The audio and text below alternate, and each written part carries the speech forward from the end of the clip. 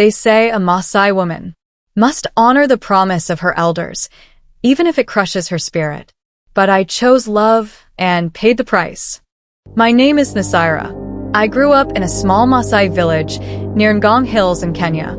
Our people wear red shukas, beads cover our necks and arms, and we live close to the land, with our cows, our stories, and our rules.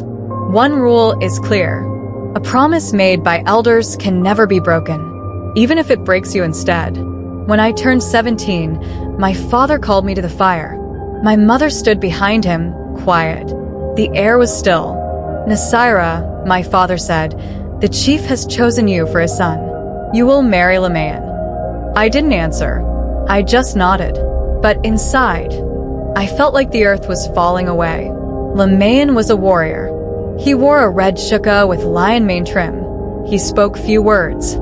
He had scars from fighting hyenas and a stare that felt like a blade. But I didn't want him. I loved his younger brother, Saitoti. Saitoti was gentle. He laughed easily. He carved me a small wooden lion once and said, "You are stronger than you know."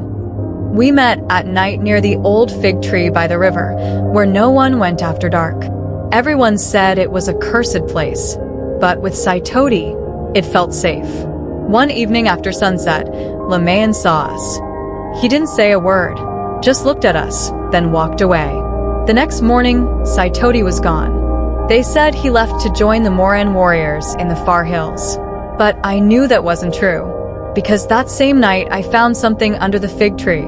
A red shuka, torn and dirty. Saitoti's bracelet, the one he always wore, was tied to it. And near it, carved into the tree, was a word.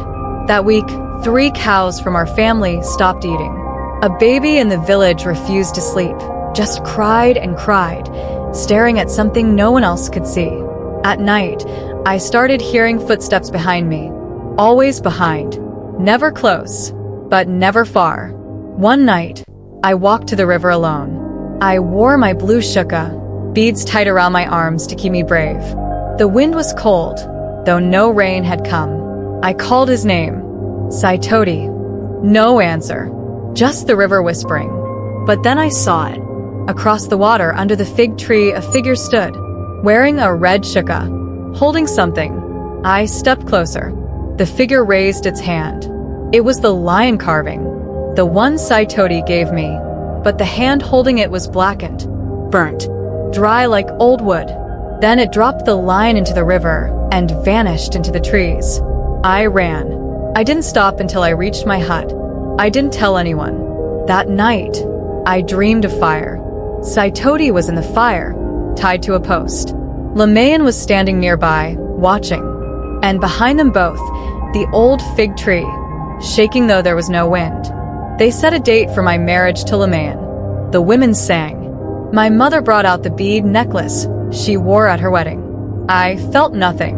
But the night before the wedding, I woke up to whispers. My bead necklace was gone from the hut.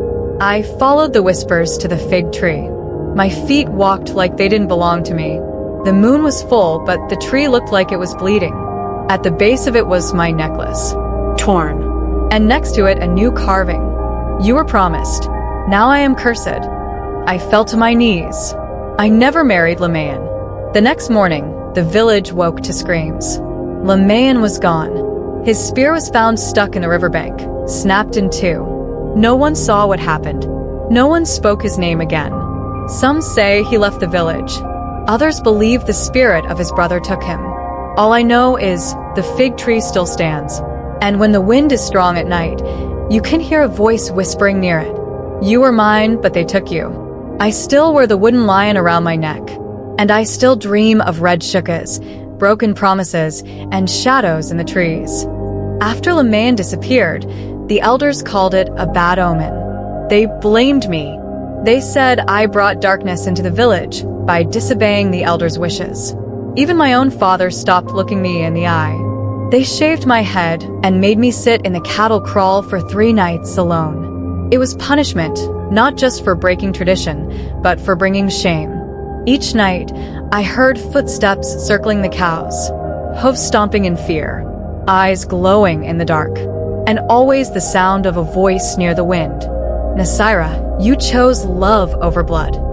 On the third night, I fell asleep, or maybe I passed out. When I woke up, I was in my own bed, but someone had left fresh beads beside me, woven in red and black. The pattern was one only Saitoti knew. I hid the beads under my shuka and never told a soul. But I knew something had changed. Years passed. I never married. I became the woman people whispered about. The cursed girl. The one who said no to a chief's son. Some days, children would throw stones near my hut. Other times, warriors would avoid me on the path. But I stayed, because I kept hoping. One day, a new elder arrived from a far village. His name was Ol Mando. He was old, with gray braids and a long staff carved with snakes and suns. He came to my hut on the night of the red moon. Nasira, he said, you sleep near a spirit that has not moved on. I didn't answer. There is a reason the fig tree never bears fruit, he continued. Something is buried there, and it wants to be seen. I followed him that night. Together, we went to the tree. He drew marks in the dirt and lit herbs that burned blue. We dug, and after what felt like hours, we found it. Bones. Wrapped in red shuka, tied with beads that matched the one Saitoti gave me. I fell to my knees and screamed. We buried the bones again, properly this time, with chants and milk poured from a gourd. Ol Mando said words I didn't understand, but as the sun rose, the fig tree swayed. And for the first time in years, it dropped a single fig. I took that fig and placed it beside the grave, and whispered, you were mine. Even in death, I did not forget you. That night, I slept without fear. No more footsteps. No more shadows. No more whispers in the wind. I'm old now. Children come to my hut to hear stories. They don't fear me anymore. They call me Nasira the Brave. But I always end my tale with a warning. Do not love in secret. Do not hide truth in shadows. And if you hear a whisper under a fig tree, never answer it alone.